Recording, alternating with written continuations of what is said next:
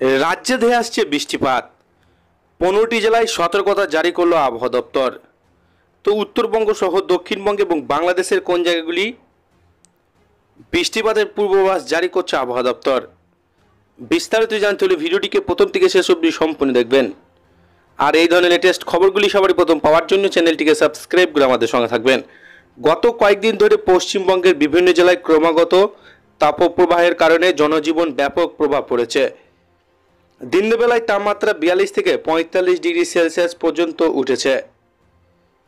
হিটস্ট্রোকের ঝুঁকি বেড়ে যাওয়ার হাসপাতালগুলিতে বাড়ছে গরমজনিত রোগীর সংখ্যা। তবে এই তীব্র গরমের মধ্যে স্বস্তির খবর শোনালো হাওয়া অফিস।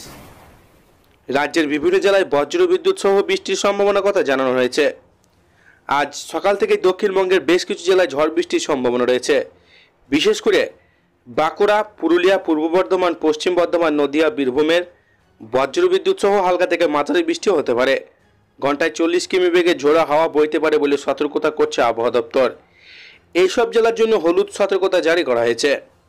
হাওয়া অফিস আরও জানিয়েছে, আগামী 24 থেকে 48 ঘন্টার মধ্যে কলকাতা, হাওড়া, হুগলি, উত্তর 24 পরগনা, দক্ষিণ 24 পরগনাতে বিক্ষিপ্তভাবে ঝড় বৃষ্টির সম্ভাবনা রয়েছে। এতে করে রাজ্যের তাপমাত্রা কিছুটা হলেও কমতে পারে বলে মনে করছেন আবহাওয়াবিদরা। বৃষ্টির সম্ভাবনার পাশাপাশি দক্ষিণবঙ্গের বেশ কিছু জেলায় তাপপ্রবাহ অব্যাহত থাকবে। বিশেষ করে পশ্চিম মেদিনীপুর, ঝাড়গ্রাম, বাঁকুড়া, বীরভূম, পুরুলিয়া জেলায় আগামী 3 দিন হলুদ সতর্কতা জারি করা হয়েছে। দিনের বেলায় রোদের তীব্রতা এতটাই বেশি যে সকাল 10টা থেকে বিকেল 4টে পর্যন্ত বাড়ির বাইরে বের না হওয়ার পরামর্শ দিচ্ছে স্বাস্থ্য দপ্তর। তাপপ্রবাহে প্রভাব পড়েছে শিক্ষার্থীদের উপরেও।